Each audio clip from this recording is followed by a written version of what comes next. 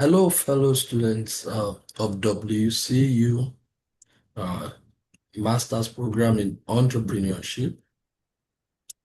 This is a very special SME subject matter uh, expert interview, and I have with me today the honor of having in this recording Mr. C Iwuala.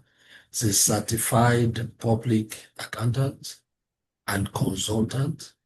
He's a business owner, author of re- is an author of repute, and is also a counselor. But the most exciting thing for me about him is that he has over 40 years in this business line in United States of America. This is a very great accomplishment.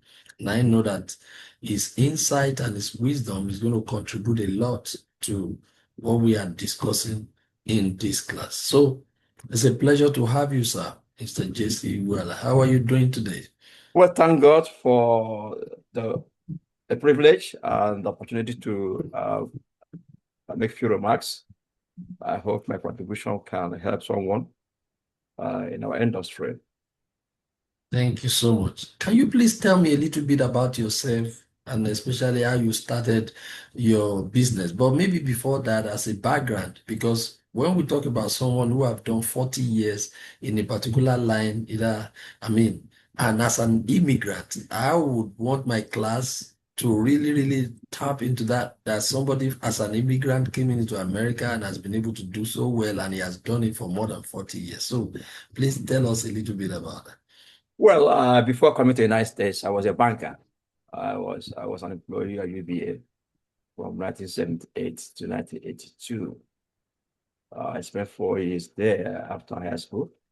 Uh, we call it high school here, but they call it secondary school. Uh, so I was a banker, and I was taking the Britain classes to be a bank officer, and then opportunity opens up for me here, opened up for me to come to the United States. So before coming to the United States, I already knew what I was going to do.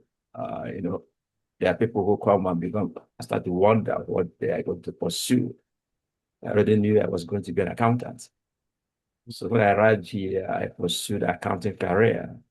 I got my bachelor's in accounting, and then being an accountant with a bachelor's degree is not enough here in America. You have to go beyond that and become a CPA, a certified public accountant. Then that's is basically what people would expect. There are so many people with bachelor's degree, but there are very few that are licensed by each of the states in the United States. So that licensure gives you the opportunity, to call yourself an accountant, to be able to, if you like, to be able to launch into your private practice. So, and beyond that, when I got my license as a CPA, I knew I need to expand beyond that.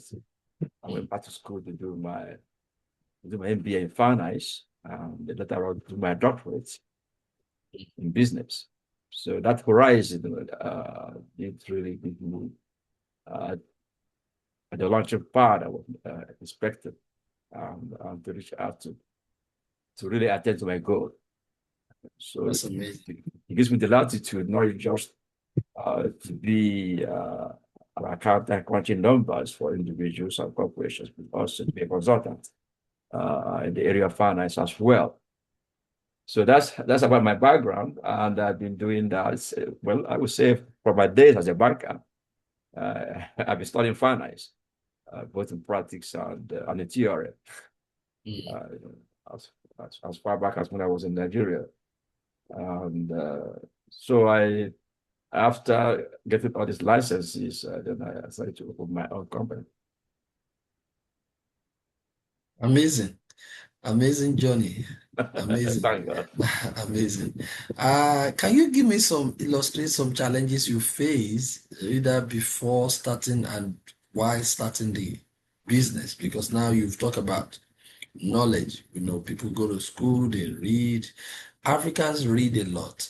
But tell us about some of the challenges you face and you overcome prior to and when you started this business. Well, as an immigrant, if anyone that tells you that they don't have challenges in America, that's what they're deceiving you. We all do have different challenges. It varies depending on your industry, depending on the line of business you want to go through. In my own case, my advice to people is get prepared. Preparation is very, very important. With preparation, you can ward off so many challenges. But if you are half-baked, if you are not well-groomed, are not well-prepared, yeah, challenges will multiply. But if you are prepared, it gives you a degree of confidence and courage. And again, it depends on the type of challenges. In opening a business, you must have a vision of what you want to do. The most important thing in opening a business is not money. Most people tend to focus attention on money. It's not finance. If you have a good idea and go to Silicon Valley, there are people with money there to afford it.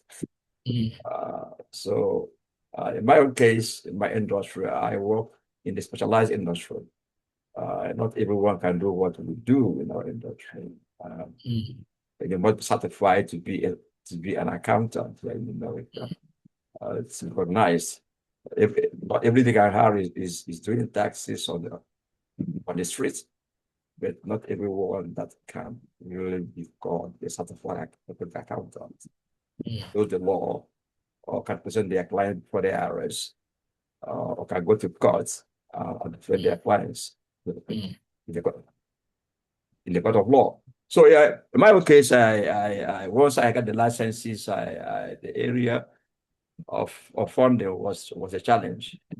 The kind of money I need to rent a place, to hire staff, or to buy equipment. Again, I was able to overcome that through my own savings and through the support of my family. Okay, that's beautiful. You talk about starting. Let's look at building how important it is to have the right people on your team when starting. Or do you just we know that most entrepreneurs can start as solo, but one person is too small to achieve greatness. So how important is a team in building this kind of business that you have built, and how do you develop or orientate them? Do you bring them fully equipped, or you bring them as intern, or you do a combination of both? Well, it depends on the service that the individual is coming in to perform.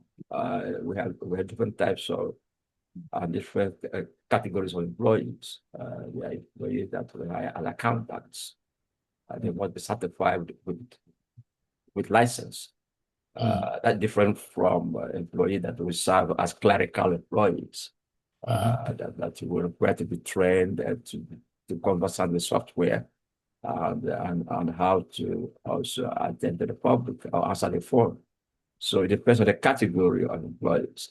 But the most important, every employee is important, but we try as much as we can to train our professional employees. This category of employees are the backbone and they are the most important assets we have. So we train them, we orient them, on the profession and the culture. Remember, every company has its culture. We must orient them on the culture of the company and the mission of the company. And the environment of the company, the climate we find ourselves, and also the evolving technologies. Our industry is one that is facing a headstorm in terms of changes in technology. Always modifying, always equipping and retooling and retraining to keep up with modern technology. not just serving our clients here in the United States, but also serving our clients around the world, Mm, both in language. If you have a client in India, or you have a client in countries that do not speak English, so you need to also employ employees that are conversant the language of that country. So that is the kind of challenges we face. So again, in our industry, we have different categories of employees that function in different areas. So some are financial advisors, some are mm, accountants, and mm. some are tax advisors. So they are trained in different areas to be equipped to deal with some. Okay. I want to delve a little bit into your business. So you mentioned something about licensing and all of those stuff. So what kind of businesses do you do in your firm? And can this be done across America or is just limited to a particular state? You even mentioned something about global, so you can just let us know, does it spread this? Yes. Right. Okay. In our business, I am a licensed CPA in New Jersey. Okay. If I want to practice in New York, I must apply for New York to endorse my license. Okay. If I want to practice in any state in the United States, so I must pay a fee and fill an application, then to endorse Mhm. my license for me to practice in that state. So that's what we do. If we That decide means all you need to do is just ask for the license. You can exactly, practice in any of the 50 states in exactly, America. exactly. All we need to do is pay a fee to the Board of Accountancy in that state and fill a form, and they will endorse your license. Okay. That's how it works in my industry. Uh, in the case of foreign clients, we those clients are mostly we offer them financial advisory services, how to run their companies and how to manage their finances. But we are not licensed in those countries to be their CPAs. So that we can advise them on how to manage their finances, how to save money, and how to also navigate the tax laws in those countries. So that is our foreign clients are mostly clients who we advise on how to manage their finances. Amazing. Amazing. Okay. So for people who are into entrepreneurship, what kind of services do you provide for them? And why is it that I want to believe that most people starting their businesses, maybe they are afraid, maybe they think it's expensive of reaching out, or they just want to be ignorant of what is required. But what kind of services do entrepreneurs need from a CPA? Well, let's focus on here in the United States.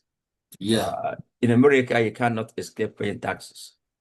yeah. Well, it's like debt. You can't avoid it. Mm, mm, So if you are going to be an entrepreneur, you must be conversant with the fact that Uncle Sam is looking over your head, mm, and you must keep your finances in order. If you mm, don't, you're going to face an audit. mm. In that case, you need a bookkeeper. Okay. You need a bookkeeper, and you need a good accountant to be able to keep your records straight. It's Yeah. one thing we don't do well in our community, that we want to be jack of all trades. Mm. We want to do everything. We want to be the plumber. We want to be the electrician. Is it jack of all trade or inability to have resources to pay for quality services? Well, even when we have the resources, we practice penny wise, pound foolish. Oh, wow. That's your, Wow. there you see, you cannot do everything by yourself in business. Yeah. You must, a wise business person or entrepreneur must specialize in his or her core areas of Mm, interest and passion and do well in that area. And then outsource others, okay, to those who have the expertise to do them.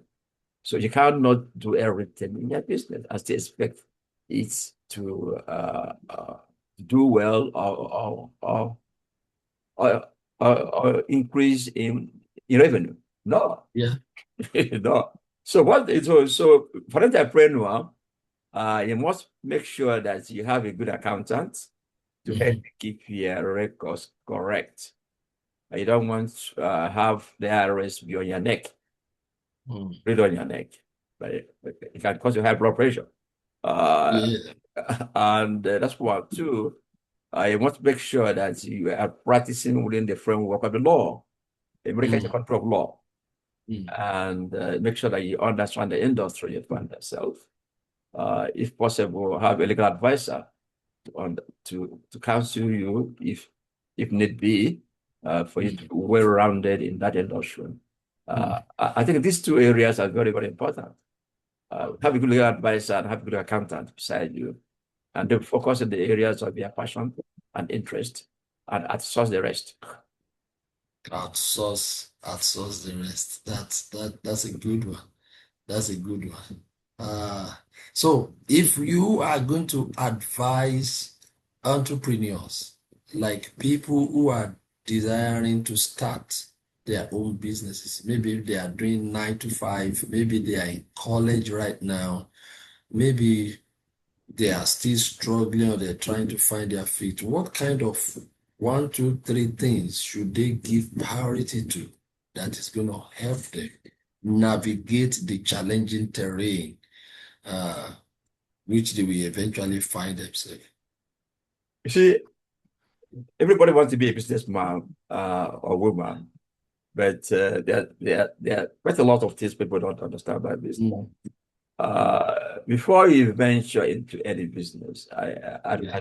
I advise people to take the time to study the industry, Yeah. to know what you are entering into. Mm. Don't go there with your two eyes blindfolded, Mm. and, because there are challenges in anything.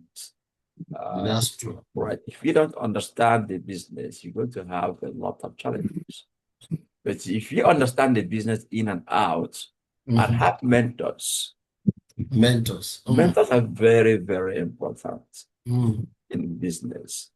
Mm. I Why do we need mentors? because because you need to learn things from those who have been there before you. Mm. Apostle Paul writes, I think, Paul writes, Romans 15:4. He repeated it again at 1 Corinthians 10:11. That Mm. all these things happened in the past for Mm. our own lessons. Mm. There are things that people who have been there before you have known before you even begin to think about business. That's true. So That's true. you need to learn about the mistake they have made. You need to Yeah. learn about the progress they have made. You Mm. need to learn about the wide decisions they have made. Mm. Some of them, if they have to do it all over again, there are some changes they will make because of That's the true. errors, because of the challenges. So it's very, very important that you don't want to repeat the mistakes of other people. Mm. Very important. That's true. If you look at Apostle Paul, people talk about him as a scholar. But Paul was a student of Gamaliel. Yeah. He studied under his feet. He studied under his feet. Somebody mentored him. Barnabas introduced him to Christians in Jerusalem. Mm. so, so, So so you we need a mentor who will show you the way, who will guide exactly you, we show who the will lead ropes. you. We show the ropes Mm. and tell you the areas that you need to focus attention in this industry. Mm. The area you need to consult other people. That's true. The area you need to take it easy. Young men and women in business, starting business, they need to do everything work. I need to do everything at the same time overnight. No, no, no, no, Mm. no. That's a process you have to go through to be able to arrive at some junctions in life. Mm. So a mentorship is very, very important. Jesus Christ knew that. That's why he chose the 12. Mm. I mentored them. And when he was done, he told them to occupy till I come back. Mm. And the Apostle Paul knew that. That's why he mentored Timothy and others. And Mm. instructed them that the good things I have taught you, pass them on to other people. I love that. So mentorship is very, very critical. So, so mentors are like people who pass the baton of Exactly. wisdom. They Exactly. guide Exactly. people so that they will not repeat the mistakes of the past. And even if they Exactly. will repeat it, it will be minimal.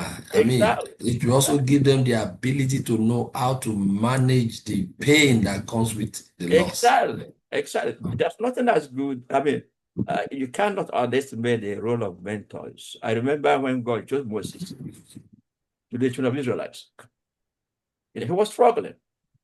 But his father-in-law, Jethro, called a young man down, sat him down, said, listen, this is a young man, listen, there's something that I need before you get this Mm, job. mm.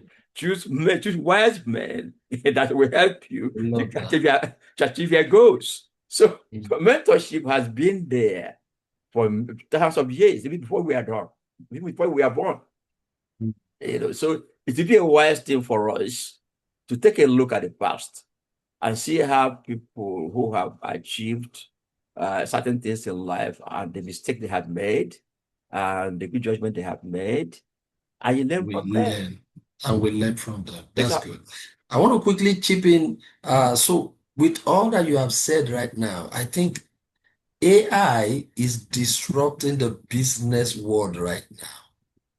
Does it really affect your own business? Is it in the positive side? Is it in the negative side? Is it really disrupting? Is it a blessing? Is it a cause? Or how do you see it? AI is like internet. It's not a Like curse. internet. Exactly. It's not a curse. It's a blessing. Every modern technology is a blessing. It depends on how you handle it.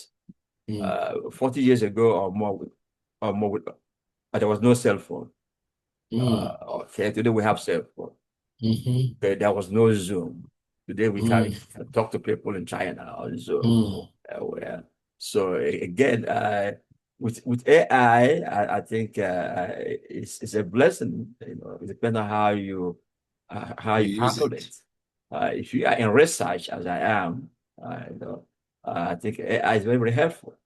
Uh, Mm, so again, AI has its own downfall as well, like another thing. Uh, yeah, so it, it depends on how you handle it. So I would advise people to look at the good areas of AI, okay, and try to harness the benefit of it, and avoid the bad areas of AI. love that. I love that. So, on a lighter mood, how do you increase your capacity? How do you enhance your personal development after all the certificate and all of that? How do you keep yourself abreast of the trends? And because every time things are improving, how do you catch up and Well, with well, my brother, there's no such thing as you have known it all in any industry. mm, Technology is always evolving and challenging, our knowledge. What we have known 10 years ago must have been obsolete today. mm, Then we update our knowledge through seminars, through conferences. okay, We're always training and retraining and retraining and retraining. The very day you stop studying, that's the very day you die. mm, uh, that's true. you must continue to That's true. learn until God calls you home. Mm, If you want relevant, yeah, industry. Because the advanced technology and AI and other avenues of technology is challenging us every day. So you must be well ready to be updated. that's true. Someone even said that readers are leaders. That the more you read, the more Yes, you develop the capacity yes, to lead. And I yes, mean, reading, and someone said that reading help you to connect with the mind of the author. yes. And so that brings me to I saw one of your books. And how many books have you written? And which one is Well, the well, most well. I have recent one? I have one coming out very soon. Okay. It's how to manage grants. How Uh, to manage grants. grants. Oh, wow. That's a very powerful book for entrepreneurs Okay, that's because grant is what people are, I mean, is it just how to manage it or how to also assess it? And we must both. Yeah, both. yes, yeah, but it is I spent that 1 year in local government in New Jersey. Oh, in America? Yes, here, yeah, as chief accountant. Uh, Wow. so also in addition to my practice as well. So the way we manage accounting and finance in local government in New Jersey is different from the way other local governments in the United States. So New Hmm. Jersey, Why is that? well, New Jersey has a different type of accounting principle called modified accrual basis accounting principle. Other states practice what we call uh, um, uh, they focus attention on the AICPA principle. Okay, but New Jersey does not really pay much attention to that. They have their own accounting principle in local government called modified accrual basis accounting. I wrote a book. It's coming up very soon now. So I'd love to read a copy of that. Is it going to be sure. on Amazon or is it going to Yeah, yeah. be It's going to be in Amazon, but the publisher is going to send me the sample copies very soon. all right? Yeah, before it goes to the public. I think So, I think that would have always been something I would have. But let's talk about it. Talk about grant, okay. how it affects businesses, entrepreneurs, and all of that. So that can even give us an update ahead of the book coming. Yes. I, when we talk about grant, grant is very broad. We have government grants. We have non-government grants. We have grants coming from federal governments. Also, we have grants coming from states. We have grants coming from uh, Private organizations, organization and multinational, foundations as yeah, well. So there are and different, family office. exactly, there are different types of grants, and they Mm, don't necessarily come in the form of money. okay. Some people think that grants come always in the form of money. No, Mm, some grants come in. Some grants come in the area of materials, okay. also, and also maybe consulting services.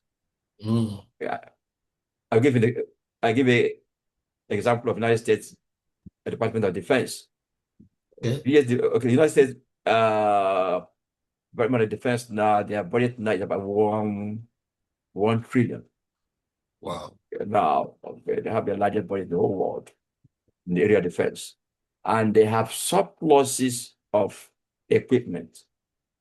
Mm, Any police department in America ha have a need for what is lying idle in the U.S.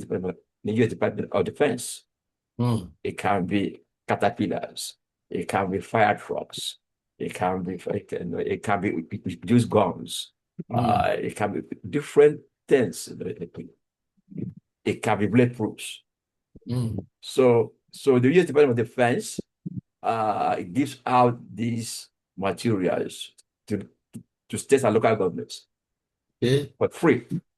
Okay, and this Wow. saves them millions of dollars. Wow. Okay, they would have otherwise, But used. are you sure people are aware? Is it only to private Not or to everybody's aware. public? Not everybody's aware of this. So I'm giving you an inside information Oh, wow. from my Is experience. it open to personal individuals also?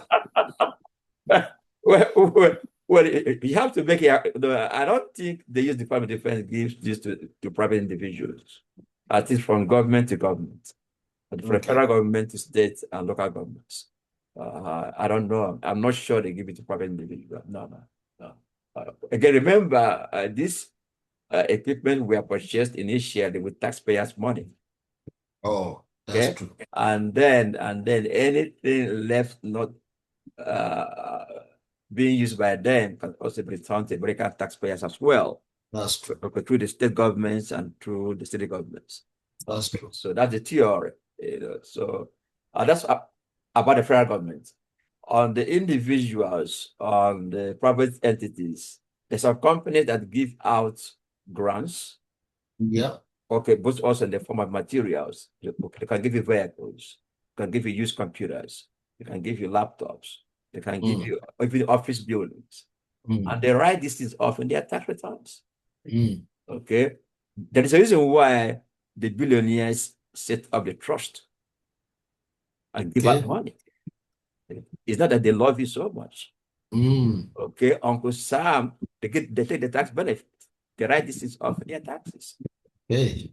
Okay, okay, okay. This I read a news clip about the former the ex-wife of Bezos. I think back in the Scott. Yeah. Okay, I gave out five, I think 26 billion, 26 billion. Okay, in the past 5 years of her divorce. Yeah. Okay.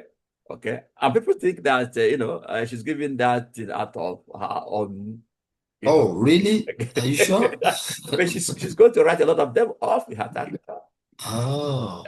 Okay. Okay. She was about, say, 48 billion. Okay. She's probably going to get about maybe 5 billion, maybe say 10 million or 20 million dollars every year, in stock, that is in dividends. Okay. Okay, and this gift she's giving is a tax shelter. Oh, Okay, to okay. protect those income. Oh, okay. Okay, so what I'm saying So that instead people of paying the tax, she will send it out as exactly. Why do you want to give all these taxes to Uncle Sam? You can even mm. as well give it to charities on their own choice. Oh, okay. Hmm?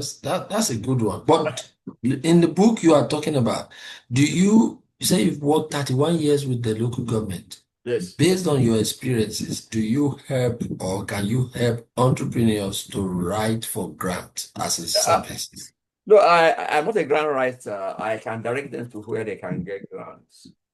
Uh, You can direct them, exactly. Exactly. but you are not a grant Grant writer. writer, No, no, no, and no. your company don't provide such No, no, services. no, no, no. But you have people who can do that. Exactly, exactly. The area of writing grant is a specialized area. There are Okay. people that are specialized in, they have the training, they have the software, and they have the, uh, the sources. Yeah. Yes, not everybody can write grant. Oh, okay. Yeah, it's a specialized area. So people are looking for grant writers. I can help them look for one. Uh, but my area is to tell people how to manage grants. Grants come with a condition. Mm, The grantor is not giving you the money to do whatever you want. They're mm. giving the money to accomplish a purpose. Yes, And he wants the report back to them and tell them what you have used with the money, and what you have done with the money. that's true. So it's very, very important that you provide accountability in the use of grant money. Thank you. So in closing this interview, this is my one of the very, very unique interviews that we are putting together to learn from one another as students and learn from our different people as subject matter experts. What advice, in closing, what advice will you give to emerging entrepreneur? If you've spoken so many things, maybe you should just wrap all the advice together that we cut across personal development, their finance, their business, and making sure, because we are told that majority, maybe 90% of all new businesses die in the first year, and yours have succeeded over 40 years. So as a mentor, as Sure. someone who have that experience, who have the longevity in business, and a person of color, and I mean, you know what it means. That's a very, very, we need to give you a national award for that if there is anything. Yeah. So what kind of advice will you give to emerging entrepreneurs on how to longevity in business in whatever capacity? Yeah, let me start by saying that passion is very, very important. Passion. Passion. All right. If you have a passion of what you want to do in life, it can take you a long way, even when you are facing a hailstorm in life. Passion helps you to be persistent Mm. and, and not to give up because of challenges. If you don't have passion, any small challenge that comes your way will Mm. will threaten you, and it might even quit. But passion is very, very important. It's good, very, very important that you know what you want to do That's true. and be focused. You cannot do everything. There are things you can do better than other people. There are things that God has gifted each and every one of us a talent. A talent. The most important thing, some of us don't even know why God created them, why they exist on this planet, and what contribution they can make to humanity. So know why God created you, and know what you can do better than other people, and focus in that area. I give example. Yeah. Bill Gates came from a very strong family. His Yeah. father was a prominent lawyer in That's Seattle, true. Washington. That's true. His father wanted it to be a lawyer as well, sent him to Harvard. Mm. He stayed there for about 2 years and quit. Okay, because the legal profession wasn't his passion. That's true. He left. Uh, I, I, as they say, the rest is history. Yeah, the rest is history. That's true. Okay. The other people like big, like Max Zuckerberg, Yeah. the same story. Yeah. Okay. I think the parents were the parents were doctors. Okay, and sent him as well to school. Okay, to pursue the same career. He left.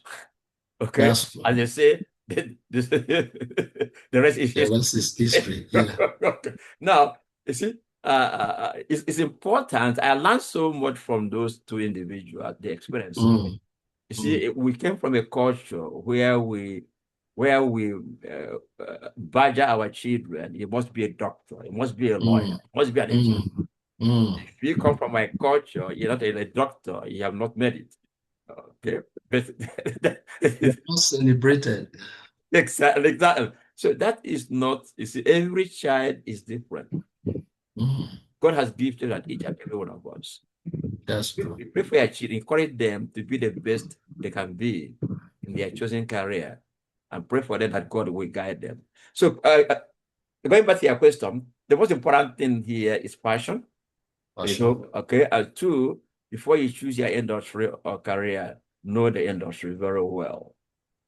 Very well. I was listening to an interview given by Dangote, and Mm. Dangote made some comments that he knew everything about the industry he found himself. They Mm. asked me about cement, he will tell you. They asked me about fertilizer, he will tell you. They asked me Mm. about petroleum, he will tell you. So it's Mm. important that you know the industry Mm. very well so that you can be able, to withstand the storms that comes Mm. along that industry. And then and it's good to have mentors I love that. to guide you because there are Mm. things you don't know. Mm. As an entrepreneur, step into a new business, you need to consult people who have been there before you, Mm. who have gone through the same career before you. Mm. There's some pitfalls they've avoided. There are some challenges they have also conquered. Mm. You need to learn from their mistakes. Also need to gain from their own experiences. So it's very, very important. So Christ knew this, Apostle Paul knew this, Mm.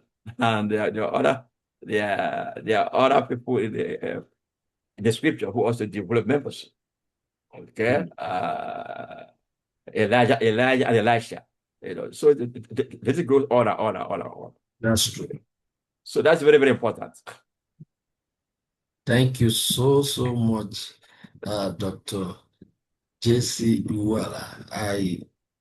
If we continue, we will continue, but I can tell you this has been very helpful, and I know that my fellow student at WCU, under master's program in entrepreneurship will also find this very interesting. Uh, in case if any one of them need your services, especially I love that one on the how to manage grants. And I mean, it's something I'm looking forward to because I know that finance is one of the critical area that businesses need. And just like you open our eyes right now, it's no more than money. It can be consulting, it can be this, it can be that, it can be so many things that can actually add value and help most people who faint on the way to move to the next level. So I want to thank you so much for this over 40 minutes highly intellectual interview that has added so much to my wealth of knowledge. I'm so grateful. Thank you so much, sir. Well, thank you so much for the privilege. I look forward to having you once again as the time permits. Thank No you, sir. problem. That's Yes. fine. Thank you so much.